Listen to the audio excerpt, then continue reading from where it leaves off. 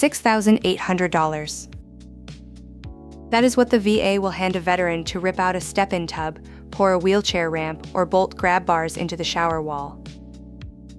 And the eligibility bar is so low that most of the people who qualify have never once heard its name. There is a second tier of this same grant that asks for no disability rating at all. We will get to exactly who that one is for, because that is where the VA quietly leaves money on the table. Tiffany here, and this is the kind of claim I love testing because the version going around online makes it sound impossible to get. The grant is real. It is called HISA.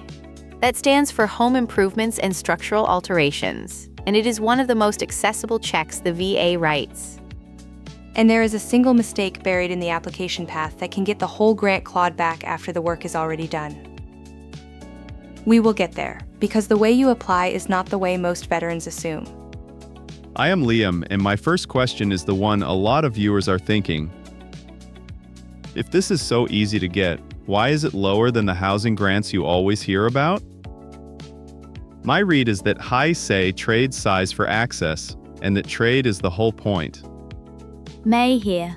Think of it like the difference between remodeling a whole kitchen and just lowering one countertop so a wheelchair fits under it. HISA is the small surgical fix, and small fixes clear approval far faster than a $100,000 rebuild.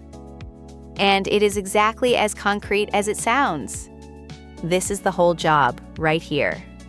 A single stainless grab bar bolted to the wall beside the tub so a veteran has something solid to hold getting in and out. That one bar is a fully covered HISA fix. And here is the part that should bother you.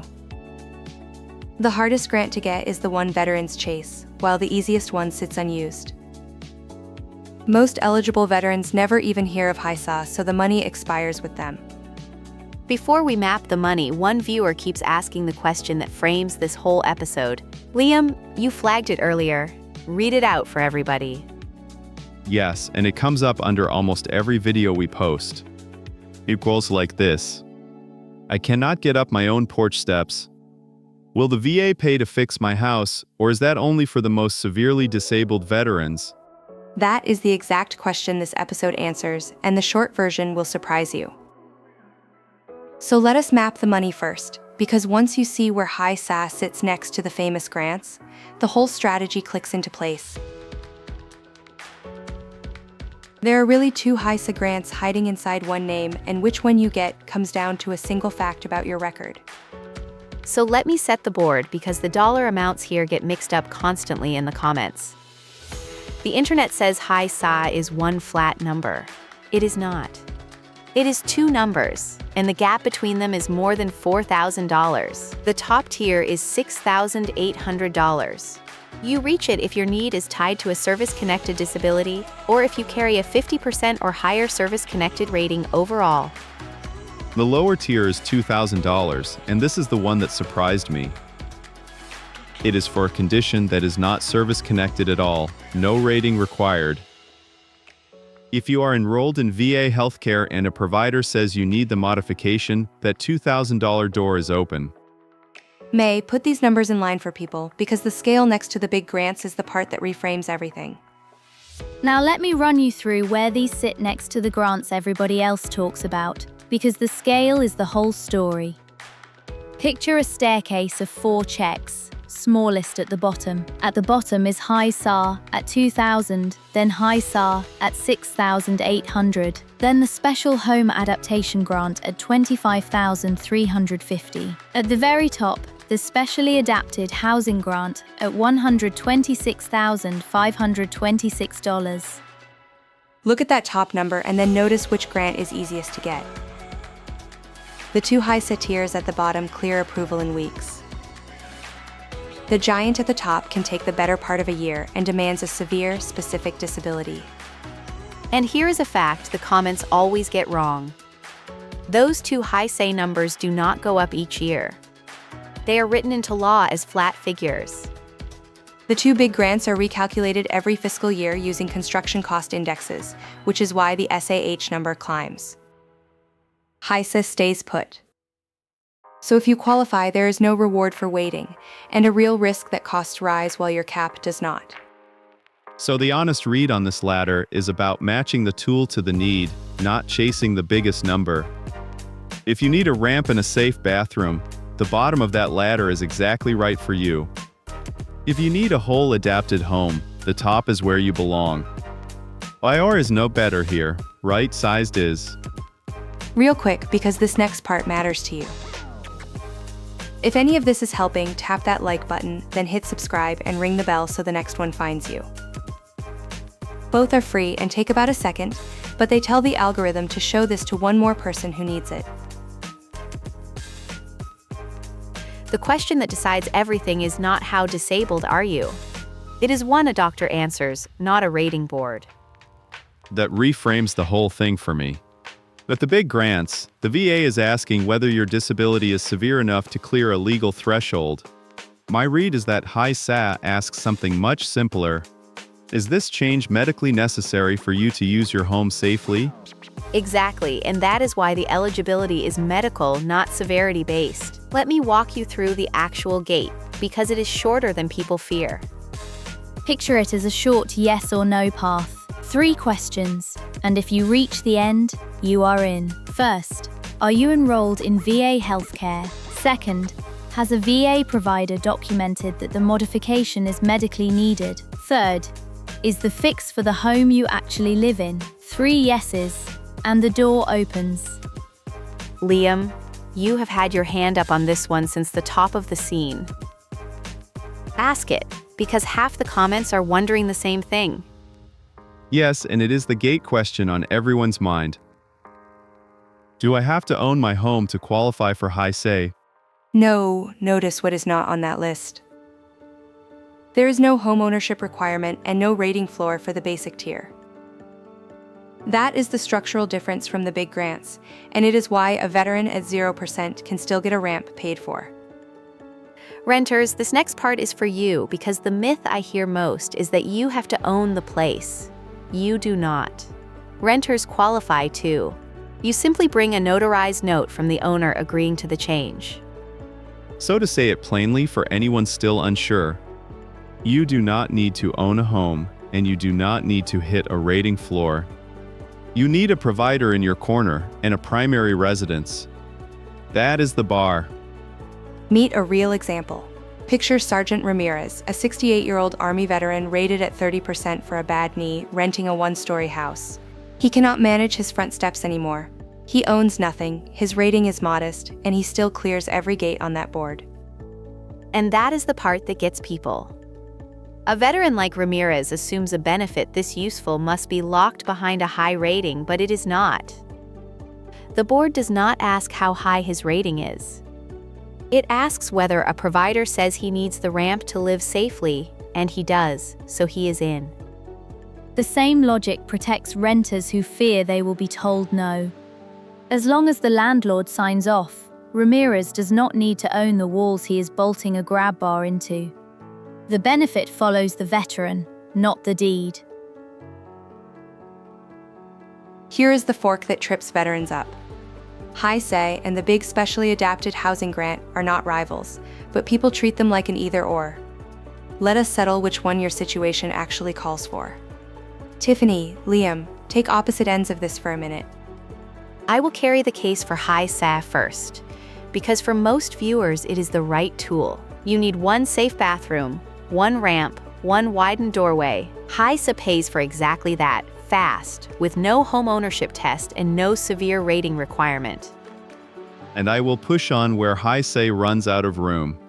$6,800 does not pour a new foundation or build a fully adapted single-level house. A veteran who lost both legs and needs the whole home rebuilt around a wheelchair is not a HISA case. That is what the $126,000 grant exists for. So before either of you goes further, answer the viewer's real question. How do I know which side of the line I am on?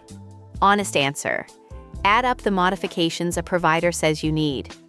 If the total fits under the HISA cap and you just need targeted safety fixes, HISA is faster and the bar is far lower. Do not chase the giant grant for a job HISA covers in weeks.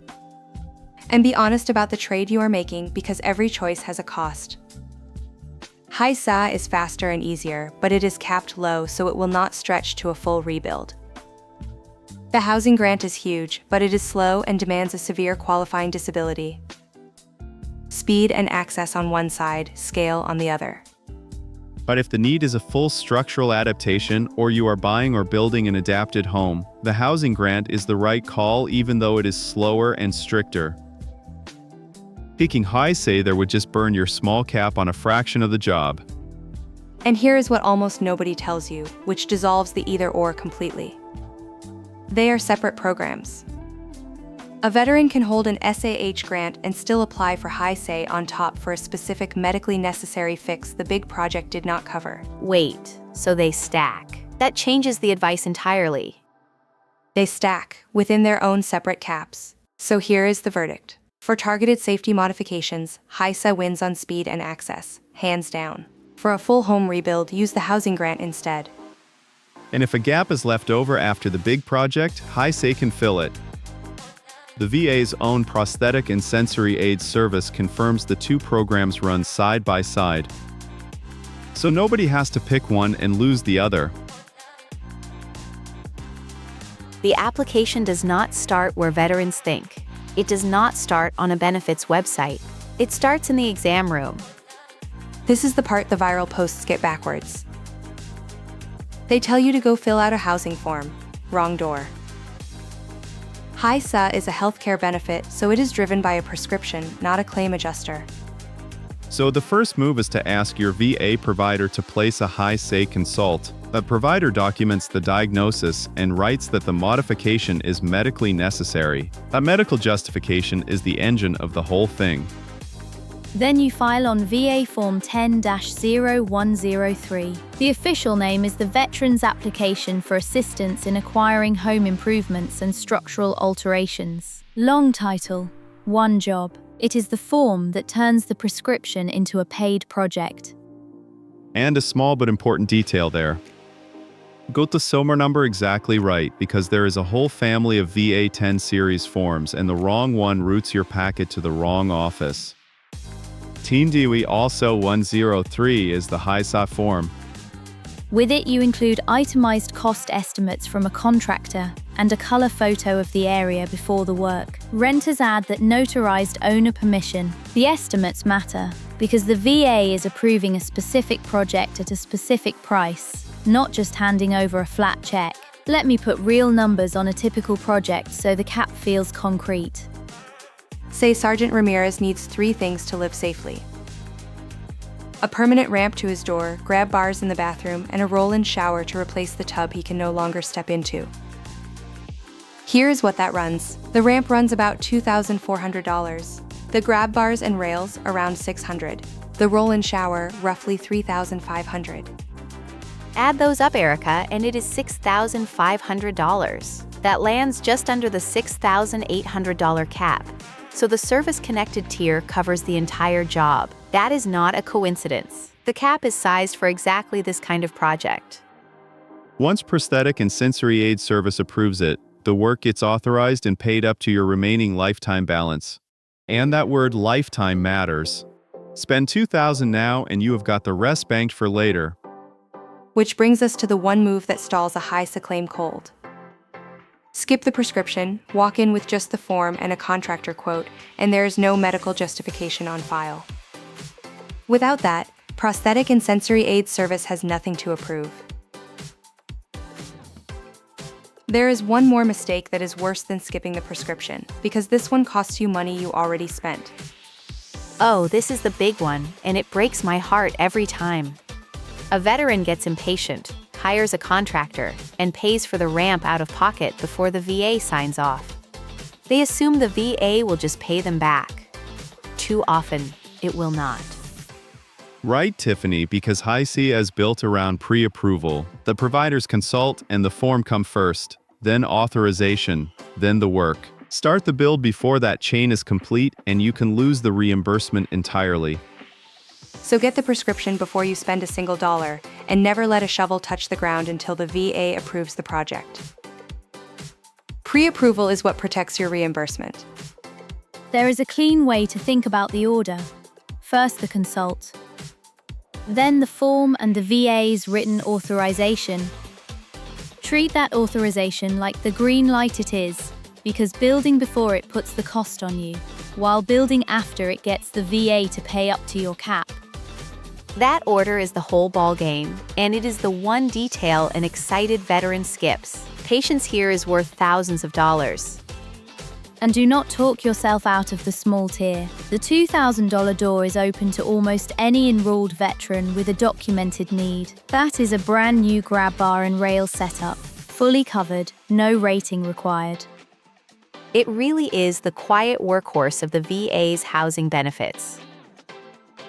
So send this video to any veteran you know who is struggling with steps or a tub, because $6,800 of help is sitting right there for the taking.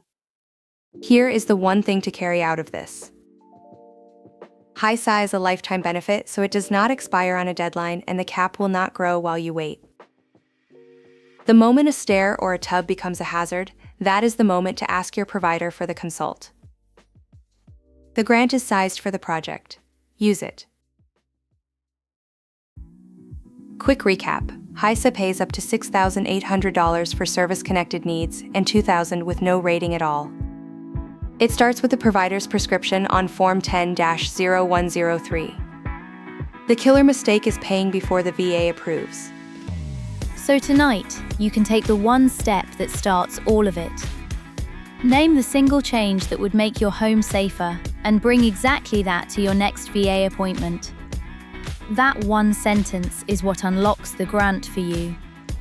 And next time we pull apart that $2,000 no rating tier on its own, because one buried question decides whether a non-service connected veteran walks away with money or nothing. If this mapped the grant for you, hit like and subscribe so we can keep building this VA benefit series video by video. Here is the one for the comments. If the VA would pay up to $6,800 to fix your home today, what is the very first thing you would change? Tell us below. This is Professor Erica. Thanks for watching and signing off.